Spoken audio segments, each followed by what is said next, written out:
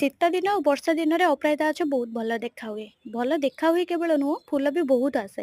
କିନ୍ତୁ ଖରା ଦିନ ହେଲା ମାନେ ଫୁଲ ତ ପ୍ରବଳ ଆସେ, କିନ୍ତୁ ଫୁଲ ଫୁଟିବାକୁ ସମୟ ଲାଗେ ଆଉ ଗଛର ଗ୍ରୋଥ୍ ବି ଏଇଭଳି ଭାବରେ ଦେଖିବାକୁ ମିଳେ। ଯେମିତି ଗ୍ରୋଥ୍ ଆସେ, କିନ୍ତୁ ପତ୍ର ଗୁଡାକ ହଳଦିଆ ପଡେ, ଧଳା ପଡେ, ଏମିତି ଅଗ ପତ୍ର ଗୁଡାକ ପୋଡିଗଲା ଭଳିଆ ପୋଡିଯାଏ। ତ ଏମିତି ମୋ ଅପରାଜିତା ଗଛରେ ତ ଆପଣମାନେ ଏବେ ଦେଖିପାରୁଥିବେ। ଆପଣମାନଙ୍କ ଅପରାଜିତା ଗଛରେ ଏମିତି ହେଇଛି କି ନାହିଁ ନିଶ୍ଚିତ କମେଣ୍ଟରେ ଜଣେଇବେ।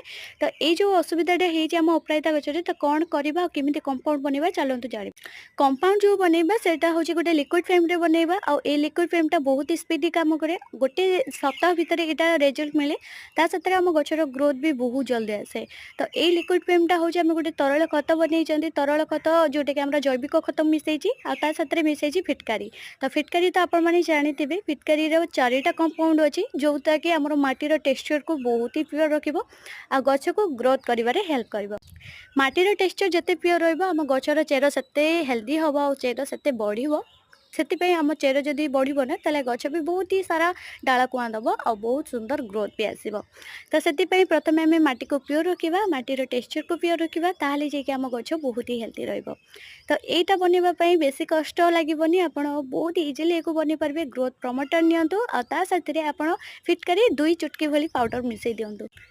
फिटकारी मिसाला परे आपनको गछको एगु गोटे स्प्रिंकल भाव में हो किंबा ड्रिंकिंग भाव में आप दुईटा फ्रेम में दे पारे। गोटे हूँ स्प्रिंकल भाव में मुझे दे देती जो पत्र सब हलदिया पड़ी आउ किटा हूँ कौन कहले पत्र कढ़ सब छोट छोट जो आसुड़ा भी दे देती साथ ड्रिंकिंग भाव में गोटे गोटे जार दे देती। तो आशा करुँच आपको भिडियो भल लगी टिप्सटा भल लगी।